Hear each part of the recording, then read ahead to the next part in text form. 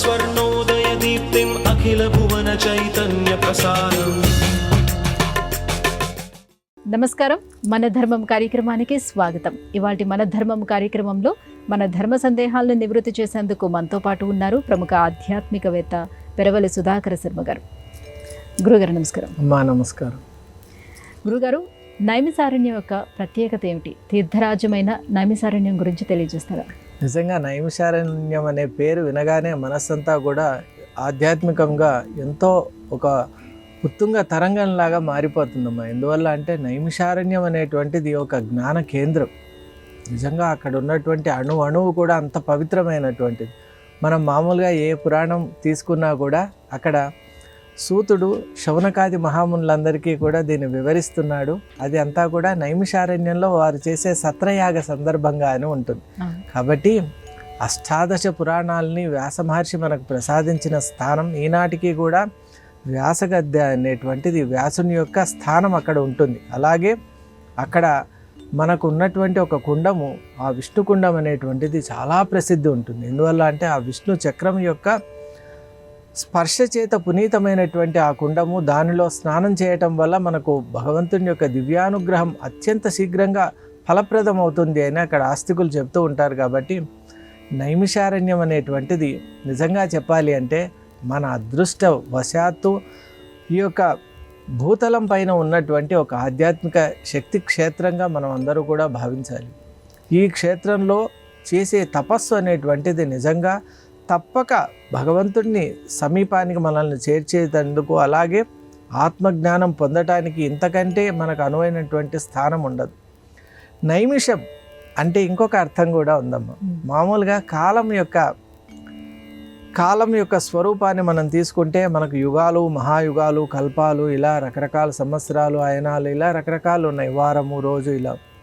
నిమిషం అంటే చాలా తక్కువ కదా, చాలా తక్కువ సమయం. అంటే నిజంగా ఎవరైతే సరి అయినటువంటి ఆధ్యాత్మిక మార్గంలో ఉన్నారో, ధార్మికమైన ప్రవృత్తితో ఉన్నారో, మనస్సు ఎప్పుడు కూడా వికారరహితమైనటువంటి ప్రశాంత చిత్తంతో ఎవరైతే ఉన్నారో వారు ఒక్క నిమిష కాలంలో అక్కడ సాధన చేసినా తరించిపోగలిగిన శక్తినిచ్చేది. కాబట్టే నైమిషం అని అన్నారు. ఆ నైమిషారణ్య ప్రాంతం నిజంగా మనకు ఆ భగవంతుడు ఇచ్చిన దివ్య వరం. కాబట్టి ఈనాటికి కూడా అక్కడికి వెళ్ళిన ఆధ్యాత్మిక సాధకులందరూ కూడా ఎన్నో విచిత్రమైనటువంటి అక్కడ దర్శనాలు, దేవతా దర్శనాలు, అలాగే అక్కడ ఉన్నటువంటి అమ్మవారి యొక్క అనుగ్రహం పొందినటువంటి వారు చాలామంది ఉన్నారు. మనకు కుర్తాలం పీఠాధీశ్వరులు వీరందరూ కూడా అక్కడ సజీవంగా అమ్మవారిని దర్శించారు. కాబట్టి నైమిషారణ్యం అనేటువంటిది ఒక ప్రాంతం కాదు, అది ఒక ఆధ్యాత్మిక వెలుగుగా మనం భావించాలి. ఆ వెలుగులోకి ఎవరికి వెళ్తారో వాళ్ళ జీవితాలన్నీ కూడా ప్రభావితమైపోతూ ఉంటాయి. అందువల్ల మనం మన సంప్రదాయంలో ఈ యొక్క నైమిషారణ్యాన్ని ఒక దివ్య దేశంగా కూడా భావించేటువంటి ఒక పద్ధతి ఉంది. కాబట్టి అవకాశం ఉన్న ప్రతి ఒక్కరు కూడా నైమిషాన్ని వారి జీవితకాలంలో దర్శించాలి అని నా మనవి. ముఖ్యంగా అక్కడ అష్టాదశ పురాణ రచన, అలాగే మహాభారత రచన కూడా జరిగింది అని అంటారు. కాబట్టి ఆ క్షేత్రంలో వేదవ్యాస మహర్షి యొక్క ఆ ప్రెజెన్స్ అని మనం అంటాం కదా, ఆ మహర్షి యొక్క నిజంగా ఉనికిని మనం పొందవచ్చు అని చాలామంది చెబుతారు. అలాగే వేదవ్యాస మహర్షి యొక్క ఆ విజ్ఞానం చేత తప్తమైనటువంటి భూమిగా కూడా నైమిషారణ్యాన్ని మనం పేర్కొంటూ ఉంటాం. అనాదిగా కూడా సత్రయాగములు, అలాగే జ్ఞానయాగములు, స్వాధ్యాయ యజ్ఞములు అక్కడ జరిగాయి. కాబట్టి అక్కడ ప్రతి అణువు కూడా జ్ఞానమయమై ఉంటుంది. తరతి శోకం ఆత్మవిత్ అని మనం అనుకున్నట్టు అటువంటి ప్రమాణాన్ని అక్కడ మనం ప్రత్యక్షంగా కూడా చూడవచ్చు.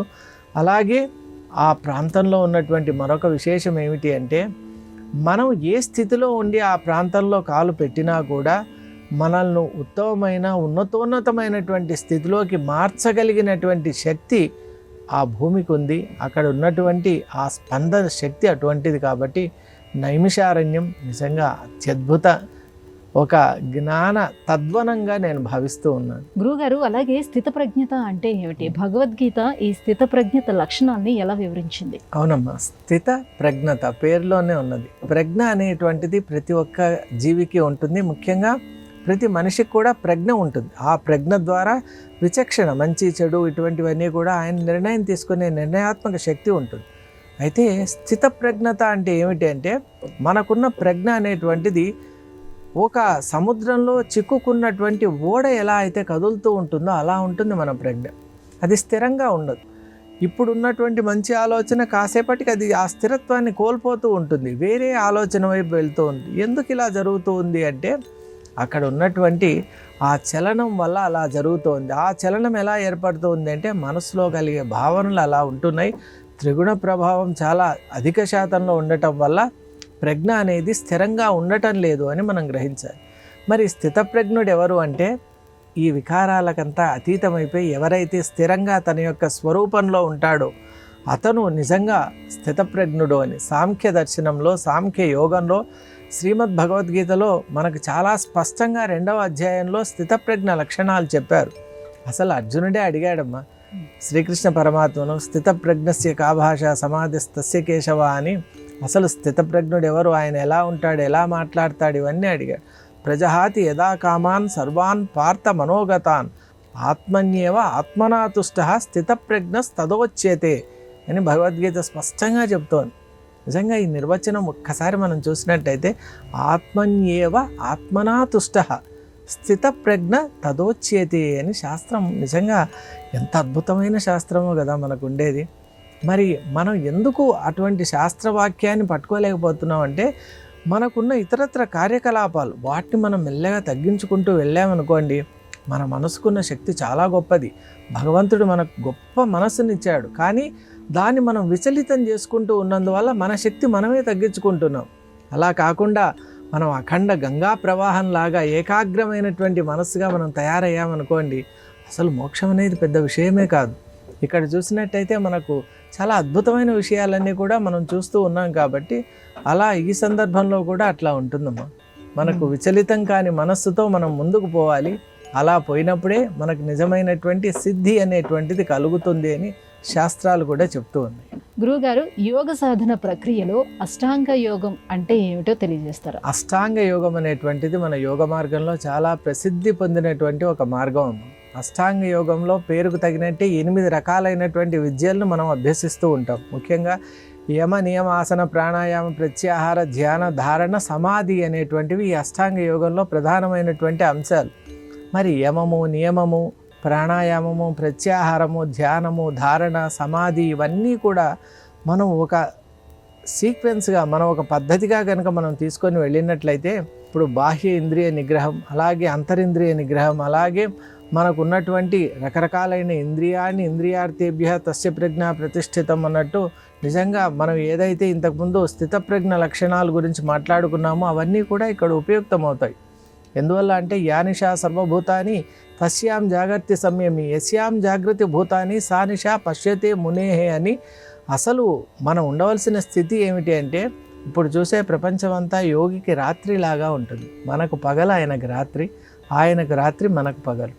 అంటే జ్ఞానంలో ఆయన ఉంటాడు, మనం దానికి విరుద్ధమైనటువంటి భావంలో మనం ఉంటాం. కాబట్టి అద్వైతంలో ఆయన ఉంటాడు, ద్వైతంలో మనం ఉంటాం. కాబట్టి యోగికి మనకు అంత అంతరం ఉంటుంది. కాబట్టి ఆయనకి ఏది రాత్రో ఈ ప్రపంచం ఆయనకు రాత్రి సమానం, అది మనకు పగలు. ఆయనకు ఆ పరమాత్ముడు పగలు సమానం, మనకు అది రాత్రి. ఎందుకు? పరమాత్మతో మనకు సంబంధం, పరిచయం, అవగాహన లేదు. కాబట్టి వాసుదేవ సర్వమితి అని శాస్త్రం ఎన్నిసార్లు చెబుతూ ఉన్నా, ఈశావాస్యం ఇదగం సర్వం అని చెబుతూ ఉన్నా కూడా మనస్సు దాన్ని స్వీకరించేటువంటి స్థితిలో ప్రస్తుతం లేదు. కాబట్టి మనం ఈ అష్టాంగ యోగం అనేటువంటిది చాలా ప్రధానమైనటువంటిది. ఇంద్రియ నిగ్రహం, అలాగే మనస్సు ఏకాగ్రం కావటం, అలాగే ప్రక్షాళన చేసుకోవడం, బుద్ధిశక్తిని పెంపొందించుకోవడం, అలాగే చిట్ట చివరగా సమాధి స్థితిని పొందడం. నిజంగా చెప్పాలి అంటే సమాధి అనేటువంటిది ఒక గొప్ప పదం. ఆ పదం ఎంత గొప్పది అంటే సమాధి అంటే మనలో మనం లయమైపోవడమే సమాధి. అసలు మన స్వరూప స్థితి అనంతత్వం.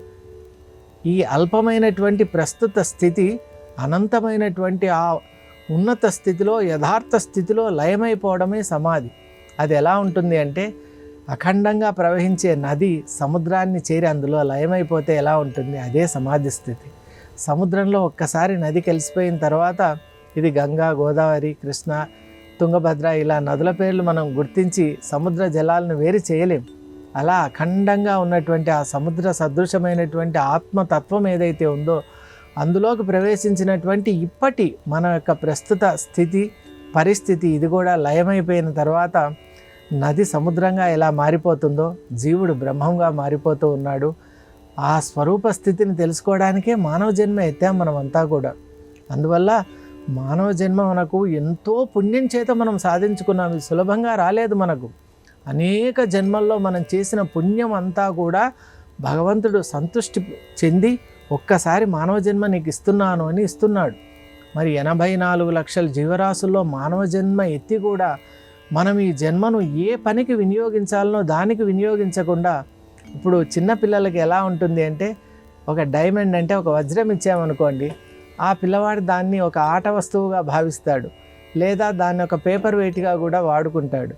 కానీ అదే విలువ తెలిసినటువంటి వాడు, వినియోగం తెలిసినటువంటి వ్యక్తి, అమ్మో ఇది వజ్రం కాబట్టి భగవంతుని యొక్క కిరీటంలో ఉన్నతంగా ప్రకాశించాలి అని దాన్ని అలా ఉంచుతాడు. అంటే విలువను బట్టి వినియోగం ఉంటుంది. కాబట్టి మానవ జీవితాన్ని మనం ఆ పిల్లవాడిని సదృశంగా వాడుకుంటామా, లేక విలువ తెలిసిన ఆ వ్యక్తిలాగా వాడుకుంటామా అనేది స్వ ఇచ్ఛ. మనకు స్వేచ్ఛ ఇచ్చాడు భగవంతుడు. స్వేచ్ఛ ఇచ్చినందుకు మనం భగవంతునికి ఎప్పుడూ కృతజ్ఞత చెప్పుకుంటూ, మనం ఎన్ని కార్యక్రమాల్లో ఉన్నా కూడా మన లక్ష్యాన్ని మనం ఎప్పుడూ మర్చిపోరాదు. లక్ష్యం లేని జీవితం నిజంగా అర్థవంతం కాదు కదా. మీరందరూ విద్యావంతులే కాబట్టి, పారంగతులే కాబట్టి లక్ష్యాన్ని ఎప్పుడూ విస్మరించకుండా భగవత్ ప్రాప్తే మానవ జీవిత లక్ష్యం అనేటువంటిది గుర్తుపెట్టుకొని తదంగములు సాధనములైనటువంటి ఈ అష్టాంగ యోగం కానివ్వండి, నామస్మరణ కానివ్వండి, ఏదైనా ఒక మార్గంతో ముందుకు వెళ్ళాలని ఆశిస్తూ ఉంది. గురుగారు, తులసీదాసుకి శ్రీరాముడి యొక్క దివ్య దర్శనం లభించిందని అంటారు. ఆయనకు ఆ రామదర్శన ప్రాప్తి ఎలా జరిగింది? ఇది ఒక అత్యద్భుతమైన గాథమ్మ. నిజంగా చెప్పాలి అంటే మనం ఉత్తర భారతదేశానికి వెళ్తే ఎంతోమంది ఈ యొక్క గాథను మనకు తెలియజేస్తారు ఎంతో ఉత్సాహంతో. ఎందువల్ల అంటే తులసీదాస్ అంటే అక్కడ వాళ్లకు ప్రాణం. మనం గోస్వామి అనే పేరు చెప్పగానే వారందరూ కూడా పరవశించిపోతారు. ఎందువల్ల అంటే సాక్షాత్తు రామకథను అవధి భాషలో అందించిన మహాత్ముడు, ఇంకొకటి మన జాతిని నిలబెట్టినటువంటి మహనీయుడు. కాబట్టి తరతరాలుగా అక్కడ జరిగినటువంటి దాడులలో సనాతన ధర్మం నిలిచి ఉంది అంటే దానికి కేవలం రామచరిత మానసమే. అటువంటి తులసీదాసుకు రామదర్శనం ఎలా అయింది అంటే, తులసీదాసు రాముడిని దర్శించాలని ఆకాంక్షించాడు.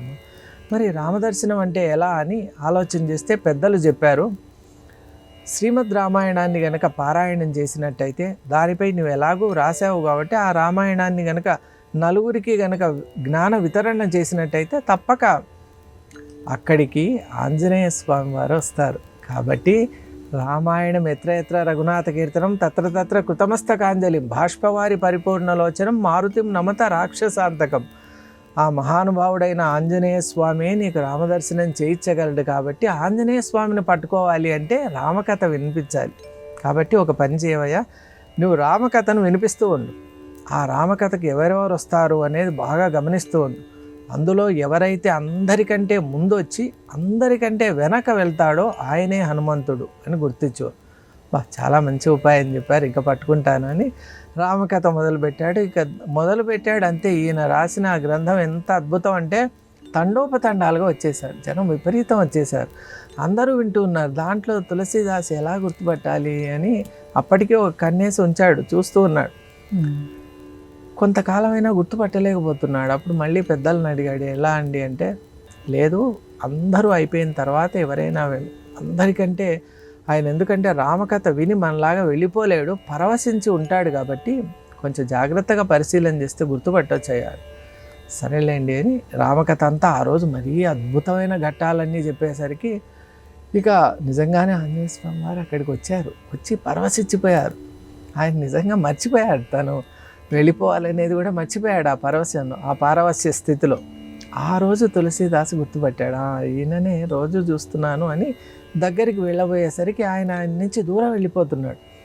ఖచ్చితంగా ఆంజనేయ స్వామి అందుకే నన్ను పట్టుకోనీయకుండా అని ఆయన వేగాన్ని ఈయన అనుసరించి వెళ్తే ఇలా అలా అలా వెళ్ళి చాలా దూరం వెళ్ళిపోయారు. వెళ్ళిపోయాక ఆయన అన్నారు, నువ్వు రావద్దయ్యా, నేను ఎవరో నీకు పరిచయం లేని వ్యక్తి దగ్గరికి నువ్వు ఎందుకు వస్తున్నావు, ఎందుకు నన్ను వెంటబడుతున్నావు అంటే, వెంబడించడం ఎందుకంటే, లేదు నాకు తెలుసు మీరు ఆంజనేయ స్వామి వారే, మిమ్మల్ని పట్టుకుంటేనే రామదర్శనం అవుతుందని, కాబట్టి నాకు వేరే అన్యమైనటువంటి కోరికలు లేవు, కేవలం రామదర్శనం కలిగించండి అని 2 కాళ్ళు పట్టుకు ఇలా చూసేసరికి నిజస్వరూపమైన ఆంజనేయ స్వామి ఉంటారు.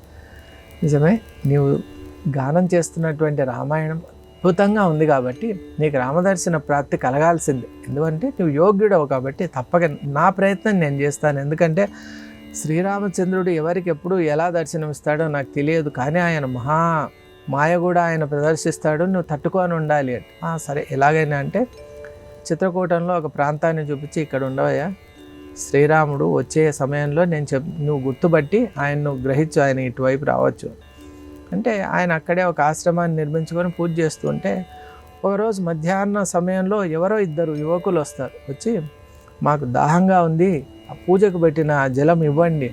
అలా కుదరదండి, ఇది నేను పూజకని పెట్టుకున్నాను. ఈయనేమంటే అక్కడ పూజ చేస్తుంటే రామదర్శనం అవుతుంది. ఎంత చెప్పినా వినరు, వాళ్ళు వెళ్ళిపోతారు. అంతలో ఆంజనేయ స్వామి వచ్చి అంటారు, ఏమయ్యా రామదర్శనం చేసుకోమంటే వదిలిపెట్టావే అంటే, ఎప్పుడు వచ్చారంటే ఇప్పుడు ఆ జలం అడిగితే ఎవరు అనుకున్నావు, వాళ్ళే రామలక్ష్మణులు వచ్చారు, గుర్తుపట్టలేకపోయి మానవ మాత్రుడు అనుకున్నావు కదా అంటే, అయ్యో ఎట్లయిపోయింది.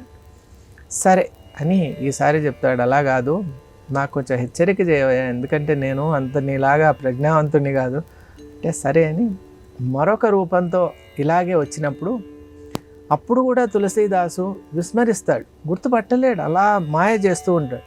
అప్పుడు తులసీదాస్ పైనుంచి తులసీదాస్కు వినపడేటట్టు ఆంజనేయ స్వామి ఒక చిలుక రూపంలో పాట పాడతాడు. ఈ గోస్వామి ఎంత అమాయకుడంటే ఎదురుగా రామలక్ష్మణుని పెట్టుకొని కూడా నాకు దర్శనం చేయించు అంటాడు. మరి ఎదురుగా వచ్చినప్పుడేమో వాళ్ళని విస్మరిస్తాడు. వెంటనే వచ్చిన ఆ వ్యక్తులను చూసి ఎవరో వాళ్ళు చూస్తే అరణ్యంలో ఉండేటువంటి ఆ శరము అవన్నీ పట్టుకొని వేరేగా ఉంటారు, వేటగాళ్ళు అని అనుకుంటాడు ఇతను. వాళ్ళే రామలక్ష్మణులు అనేటువంటి అర్థంతో ఎప్పుడైతే పాడతాడో వెంటనే శరణాగతి చెంది అప్పుడు రామదర్శనం అనేటువంటిది ఆయన కలుగుతుంది. అలా ఆంజనేయ స్వామి వారిని నమ్ముకున్న వాళ్లకు శ్రీరామచంద్రుని యొక్క దర్శనం చాలామంది కలిగింది, ఈనాటికి కూడా కలుగుతుంది. కాబట్టి ఆ మహనీయుని పాదాలని మనం అందరూ కూడా ఆశ్రయించాలి. గురుగారు, రామకృష్ణ పరమహంస బాల్యంలోనే సహజ సమాధి స్థితిని ఎలా పొందారు? సహజ సమాధి స్థితి అంటే ఏమిటి? అమ్మా, సమాధి అనేటువంటిది నిజంగా ఒక అపురూపమైనటువంటి సన్నివేశం. నిజంగా మానవ జీవితంలో సమాధి స్థితిని పొందగలిగామా, ఇక అంతకంటే పొందగలిగినటువంటి స్థితి లేదు. కాబట్టి అటువంటి ఎంతో తపశ్చర్యల చేత పొందబడినటువంటి స్థితిని కొంతమంది మహాత్ములు అప్రయత్నంగా సహజంగానే పొందుతూ ఉంటారు. దాన్ని సహజ సమాధి అని అంటూ ఉంటారు. సిద్ధ సమాధి వేరు, సహజ సమాధి వేరు. సహజ సమాధి అనేటువంటిది పరమహంస ఎలా పొందాడు అంటే, బాల్యం నుండి కూడా రామకృష్ణ పరమహంస యొక్క తత్వం ఎలా ఉందంటే సుసూక్ష్మంగా కోమలంగా ఉండేది. ఆ తత్వం భగవంతుని నామం తప్ప అన్యం ఇష్టపడేవాడు కాదు. ఆయన కేవలం భగవన్ నామం ఎందే తత్పరుడై ఉండేవాడు. ఒకరోజు అప్పుడే శ్రావణ మేఘాలు ఆ గ్రామాన్నంతటినీ కమ్ముకుంటూ ఉన్నాయి. ఆ సందర్భంలో పరమహంస చిన్న పిల్లవాడు ఆ బెంగాల్ ప్రాంతంలో అక్కడ వరి పంటలు చాలా ఎక్కువగా ఉంటాయమ్మా.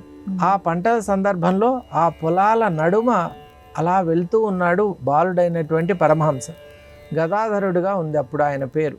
ఆ గదాధరుడు అలా వెళ్తూ ఉంటే చుట్టూ పచ్చని పంట పొలాలు, అవి చూసేసరికి పరమహంస మనస్సంతా కూడా భగవంతుని యొక్క సృష్టి ఎంత దివ్యంగా ఉంది అని అనుకుంటూ ఉన్నాడు.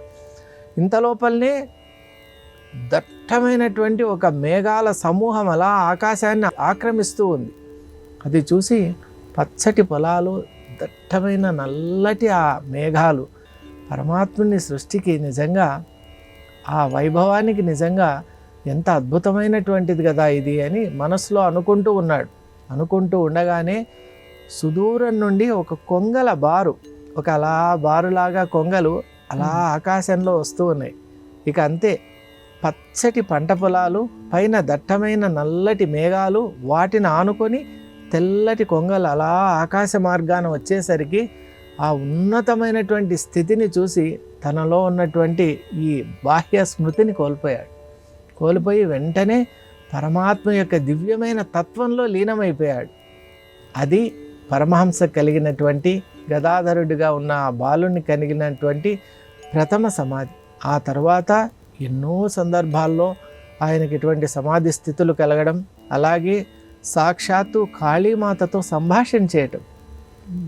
ఆయన ఎలా అంటే ఎవరైతే మామూలు మనం ఇతరులతో ఎలా సంభాషణ చేస్తున్నామో అలా కాళీమాతతో సంభాషణ చేసేవారట. ఎవరైనా ఇళ్లకు పెద్ద పెద్ద వాళ్ళు పిలిచినప్పుడు కూడా మా అమ్మని అడిగి వస్తాను అనేవారట. వాళ్ళందరూ కూడా అమ్మ అంటే ఎవరో వృద్ధురాలైనటువంటి ఒక స్త్రీని అడుగుతారేమో అని అనుకునేవారట. ఇతను చక్కగా భవతారిణి కాళీమాత ఆలయానికి వెళ్ళి ఫలానా ఈ మల్లిక్ అనే అతను పిలుస్తూ ఉన్నాడు వాళ్ళ గృహానికి, అమ్మ వెళ్ళమంటావా వద్దా అంటే సంకేతాలు వచ్చేవంట. అతను అధార్మికమైనటువంటి మార్గంలో ఆయన ఉన్నాడు కాబట్టి అతని ఇంటికి వెళ్ళవద్దు అని అమ్మవారు చెప్పేవారంట స్పష్టంగా. వెంటనే వచ్చి మీ ఇంటికి ఎట్టి పరిస్థితుల్లో రాను అనేవారంట. చూసారా?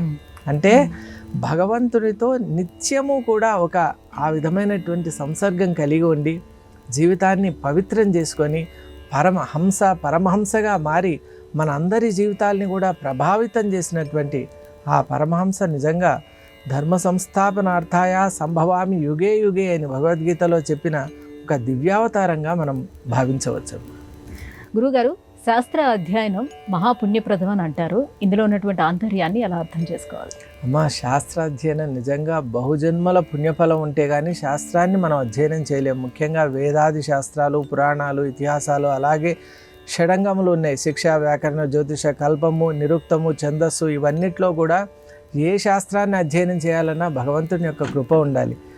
అలాగే శాస్త్ర వైభవం ఎలా ఉంటుందంటే ఒక శాస్త్రాన్ని తదేక దీక్షతో మనం గనక అధ్యయనం చేసినట్టయితే దేవతలు కూడా గమనిస్తూ ఉంటారు. మనం ఏమనుకుంటామంటే కేవలం మానవులు మాత్రమే మనల్ని చూస్తున్నారని, కానీ నిజంగా మనకు కొన్ని చోట్ల వీఆర్ అండర్ కాన్స్టెంట్ సర్వీలెన్స్ అనే ఉంటుంది. ఈ సర్వీలెన్స్ మానవులదే కాకుండా దేవతల యొక్క సమూహం కూడా మనిషిని గమనిస్తూ ఉంటారు. దానికి నిదర్శనంగా మనకు ఒక చక్కటి దృష్టాంతం ఉంది. కాశీలో ఒక అతను చిన్నతనంలోనే తల్లిదండ్రిని కోల్పోవడం వల్ల బంధువులు ఆయన్ని ఏం చేస్తారంటే గురుకులంలో అక్కడ ఒక గొప్ప పండితుడు ఉంటాడు జ్యోతిష శాస్త్రంలో, ఆయన దగ్గర శిష్యరికానికి పెడతారు. ఆయన కూడా అక్కడే ఉంటూ గురువు దగ్గర ఈ యొక్క శాస్త్రాన్ని క్షుణ్ణంగా అధ్యయనం చేస్తాడు. ఎందుకంటే ఆ బ్రహ్మచారికి ఒకటే ఉంటుంది, ఈ జ్యోతిష శాస్త్రాన్ని నేను ఎట్టి పరిస్థితుల్లోనూ కూలంకుషంగా అధ్యయనం చేయాలి అని ఒక కృతనిశ్చయంతో ఉంటాడు. అలా అధ్యయనం చేస్తున్నటువంటి కాలంలోనే ఆ గురువు కూడా పరమపదించడం చేత ఆ ఇంట్లోనే ఉంటూ ఈయన తదుపరి తన యొక్క రీసెర్చ్ అని అంటాం కదా, పరిశోధన చేస్తూ ఉంటాడు. అప్పుడు ఆ పరిశోధన ఆయన ఎంత చక్కగా గణితాన్ని అభివృద్ధి చేస్తూ ఉంటాడంటే దేవతా సమూహం అంతా కూడా చూసి ఈ విషయాన్ని వాళ్ళ ద్వారా అలా బ్రహ్మలోకానికి ఆ విషయం చేరుతుంది. బ్రహ్మదేవుడు అంటే హిరణ్య గర్భుడైనటువంటి బ్రహ్మదేవుడు నిజంగా అమితానందం చెందుతాడు. ఎందుకంటే ఆయనకు ఇలాంటి అధ్యయనము, విద్య అంటే చాలా ఇష్టం. ఆయన నిరంతరం వేదాధ్యయనంలో ఉంటారు కాబట్టి వేద అంగమైన జ్యోతిషాన్ని ఈ యువకుడు బ్రహ్మచారి ఇంత తీక్షణంగా అధ్యయనం. ఆ యువకునికి రెండో పని లేదమ్మా, తెల్లవారి లేవడం, గంగా స్నానం, తదుపరి ఈ గణితాన్ని నిర్మించడం. అలా జీవితం గడిచిపోతూ ఉంటే ఆ బ్రహ్మదేవుడు ఒకసారి ఈ గణితాన్ని తెలుసుకోవాలి, ఆ బ్రహ్మచారిని చూడాలి అని బ్రహ్మలోకం నుంచి వారణాసిలో ఉన్నటువంటి ఈ ఇంటి దగ్గరికి వస్తాడు. ప్రచ్ఛన్న రూపంలో అంటే మారువేషంలో మానవ రూపంలో వచ్చి ఆ కవాటం అంటే తలుపును తడతాడు. బ్రహ్మదేవుడు సాక్షాత్ సృష్టికర్త అయినటువంటి బ్రహ్మదేవుడు తలుపు తడుతూ ఉన్నాడు. ఆ బ్రహ్మచారి గణితంలో లీనమైపోయి ఉన్నాడు. అంటే ఆయన పరిశోధన చేస్తున్నాడుగా. రెండోసారి కొట్టేసరికి ఎక్కడో శబ్దం వస్తుంది అని ఒక్కసారి బయటికి వచ్చి తలుపు అలా తీసేసరికి దివ్యమైన తేజస్సుతో ఉంటారు, కానీ మానవ రూపం. ఆయన చూస్తారు, ఎవరో చాలా గొప్ప వ్యక్తి వచ్చినట్టున్నారు. పరిచయం మాత్రం లేదు, కానీ సాధారణంగా ఆహ్వానించి కూర్చోబెట్టి ఆయనకు ఉచిత రీతిలో ఆయన సత్కారం చేసిన తర్వాత, మీరు ఇంత శ్రమ తీసుకొని ఇక్కడికి ఎందుకు వచ్చారు? నేనే వచ్చేవాడిని కదా మీరు కబురు పెడితే అంటే, మేము ఉన్న స్థానానికి మీరు రావటం కష్టము కాబట్టి మేమే వచ్చాము. బ్రహ్మదేవుని స్థానం కదా, బ్రహ్మలోకం కాబట్టి. ఈయనకు పాపం వేరే దూరమైన ప్రాంతం అనుకొని ఆ బ్రహ్మచారికి అలా వినయంగా ఉంటే ఆయన అంటారు, ఇంత విద్య ఉన్న మానవుల్లో ఉన్న ఈ వినయం చూసి నాకు చాలా నచ్చింది. విద్యా దదాతి వినయం అని సార్థకమైంది నీ విషయంలో. మరి నీవేదో గణితము ఒక పరిశోధన ప్రారంభం చేసావంట జ్యోతిష శాస్త్రంలో. ఈ సమయంలో ఎవరు ఎక్కడుంటారనేటువంటి ఒక వినూత్నమైన గణితాన్ని నువ్వు చేస్తున్నావంట. మరి ఆ ప్రక్రియ ఎంతవరకు వచ్చింది అంటే, కొంతవరకు చేస్తున్నాను ప్రభు, మీరెవరో తెలియదు కానీ చిన్నపిల్లవాడిని, మీలాంటి పెద్దల యొక్క సహకారం నాకు లేకుంటే ఆ గణితాన్ని ముందుకు తీసుకుపోలేను. సరే ఇంతవరకు నీవేం అధ్యయనం చేసావో కొంత నాకు చూపిస్తావా అంటే, తప్పక. మీరు ఎవరైనా ఒకరి పేరు చెప్పండి, వారు ఇప్పుడు ఎక్కడున్నారో నేను చెప్పే ప్రయత్నం చేస్తాను అంటే ఆ పెద్ద మనిషి ఏమన్నారంటే, సరే ఈ యొక్క చతుర్దశ భువనాలను సృష్టించినటువంటి బ్రహ్మదేవుడు సృష్టికర్త ఉన్నాడు కదా, ఆ హిరణ్యగర్భుని విషయమే అడుగుదాము. ప్రస్తుతం బ్రహ్మదేవుడు బ్రహ్మలోకంలో ఉన్నాడా అని అడుగుతారు. అంటే ఈయన గణితం చేసి బ్రహ్మలోకంలో అయితే లేరండి, బ్రహ్మలోకంలో లేరా, సరే అప్పుడు ఆ గణితం అతను అలా సుసూక్ష్మంగా వెళ్తూ ఉంటే అప్పుడు ఆ అబ్బాయికి తెలుస్తుంది, బ్రహ్మలోకంలో లేడు, భూలోకంలో ఉన్నాడు, గంగా తీరంలో ఉన్నాడు, విశ్వనాథ మందిరానికి 3వ ఇల్లే వాళ్ళది, అక్కడే ఆ వీధిలోనే ఉన్నాడు. ఇంకా గణితం చేసేసరికి లేదు, ఇతను స్వయంగా నా ఇంట్లోనే ఉన్నాడు. అంటే ఆ ఇంట్లో ఇద్దరే ఉన్నారు, తను ఆ వ్యక్తి. అంటే వచ్చిన అతనే బ్రహ్మదేవుడు. అతని పాదాలు స్పృశించాలనేసరికి అక్కడ ఆ వ్యక్తి అదృశ్యమైపోతాడు. అదృశ్యమైన కాసేపటికే అతని తలపైన అక్షతలు, అంటే ఆశీపూర్వకమైన అక్షతలు పడతాయి. దీన్ని బట్టి దేవతలందరూ కూడా శాస్త్ర అధ్యయనాన్ని ఎలా గమనిస్తున్నారు, ఎలా ప్రోత్సహిస్తున్నారు, ఎలా ఆశీర్వదిస్తున్నారో మనం తెలుసుకోవాలి. శాస్త్ర అధ్యయనమే జీవితానికి పరమావధిగా గ్రహించాలి. గురుగారు, ఇవాళ మన ధర్మము కార్యక్రమంలో మా సందేహాలన్నీ కూడా నివృత్తి చేసినందుకు ధన్యవాదాలు. అమ్మా నమస్కారం. ఇది ఇవాళ మన ధర్మం కార్యక్రమం. రేపటి మన ధర్మం కార్యక్రమంలో మళ్ళీ కలుసుకుందాం. నమస్కారం. ఈ కార్యక్రమాన్ని తిరిగి చూడాలనుకుంటే www.youtube.com/ETV Life Spiritual లో చూడవచ్చు.